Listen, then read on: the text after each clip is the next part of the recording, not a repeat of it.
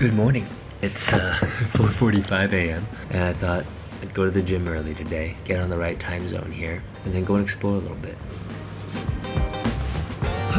Everything I need for the gym.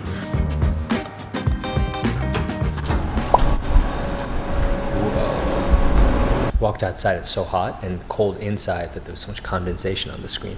Anyway, that doesn't matter. Let me tell you why Nekohama is here in Thailand, or actually specifically in Bangkok. We are here because we have a meeting with the chef of this Michelin restaurant here in Thailand. The restaurant group is owned by and was created by probably one of the best French living chefs today. They're incredible chefs from France, but Alain Ducasse has been on the top of every list. I'm hoping that by the time we leave here, we will have a Alain Ducasse property as one of our partners.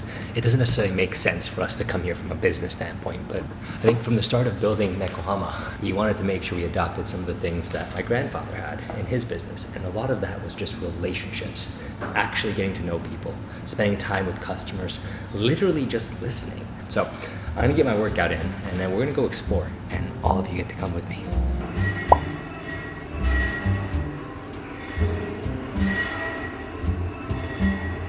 I feel like getting dressed up here in Bangkok is tough. It's 90 degrees outside. The second you step outside, you're just sweating. It's sweating. It takes like less than 30 seconds. So I'm gonna go have breakfast real quick. And then after that, I think it's been a long time coming. I posted about it a bunch of times. I'm obsessed with this cafe. I don't know if their coffee's any good. It has the most interesting name, Cum Coffee. Very curious to see what a cup of cum coffee tastes like. We're finally doing it. I've been talking about this place now for about 6 months. Everyone is waiting to figure out if this place actually has good coffee or not. I'm just curious about the nut milk, if it make it in the house or not. We're on our way, and we'll let you know what we discover.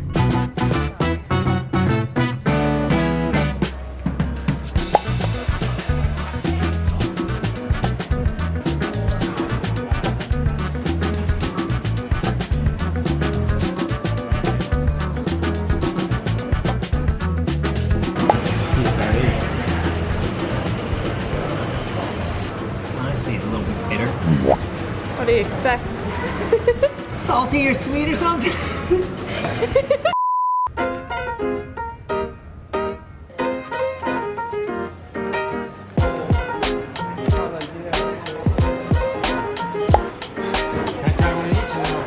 This is the strong version.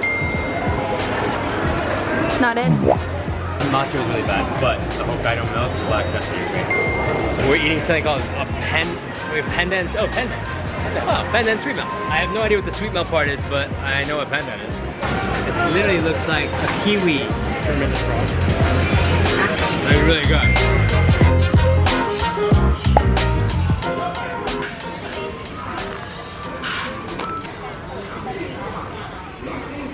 I didn't know that Don Quijote actually had stores all over the rest of Asia. They have some really interesting things here like anime. Oh, that's One Punch Man. Yeah, I think you've seen this store in Japan, and they have everything you can imagine here. They have everything from figurines to Gucci bags to Rolexes that they sell. It doesn't really make sense. Usually in the US, you'll have stores that are curated and you kind of know what you're getting. But here at Donki, you're getting everything and everything you never asked for. Oh my god, I think I can get this.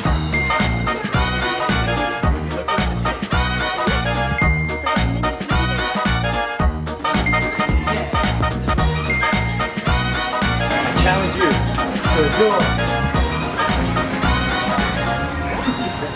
The other thing that I missed about Southeast Asia is you have these incredible markets and then Starbucks. And for some reason, they're always packed. Always packed. One day that might be in Nekohama. I just hope that whatever we build doesn't turn into Starbucks. I hope that we're able to maintain at least a portion of the soul that we started with. But it'd be cool to have cafes all over the world.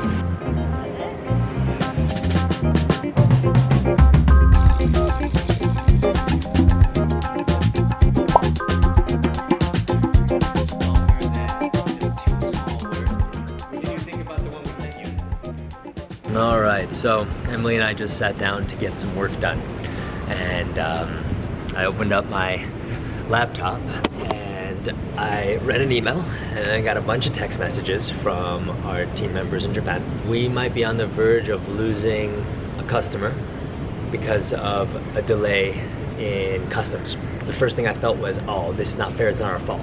And then I reminded myself that this is our business. And when you're building a company and something like this happens, you just have to take full responsibility because maybe there is something we could have done differently. So I'm going through it right now.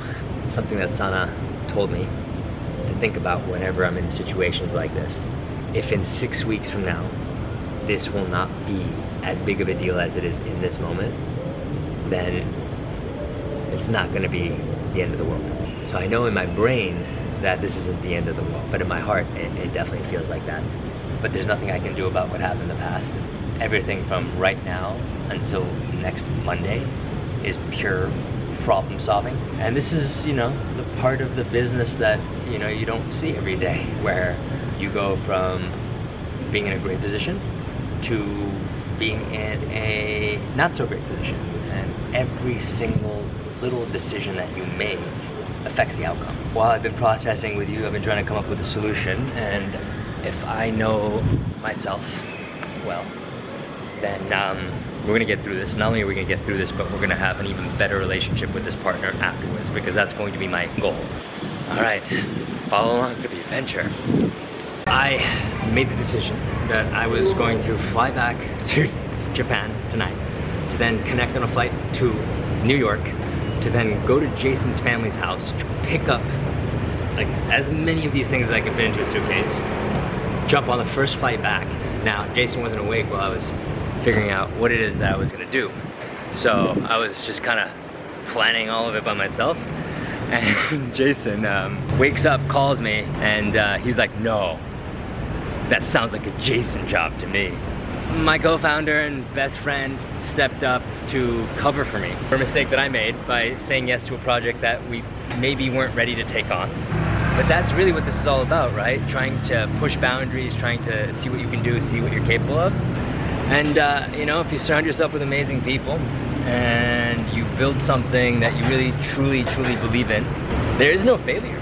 It's just literally pure enjoyment and fun. Anyway, I am absolutely beat. It's been a full day. I hope this partner never forgets the effort that went into this, and also understands that sometimes things are out of your control. But when you're building a business, it's all your fault. And that's what I have to keep reminding myself. When you succeed, great. But if you can't take credit for the mistakes that you make, then you don't really deserve the credit for the good things that happen. Anyway, I'm not a seasoned entrepreneur or anything. I'm just a guy who loves matcha, sharing it with the world. And I want to thank each and every one of you for joining myself, Sana, Jason, my mother, and everybody else that's just working so hard on this incredible matcha journey.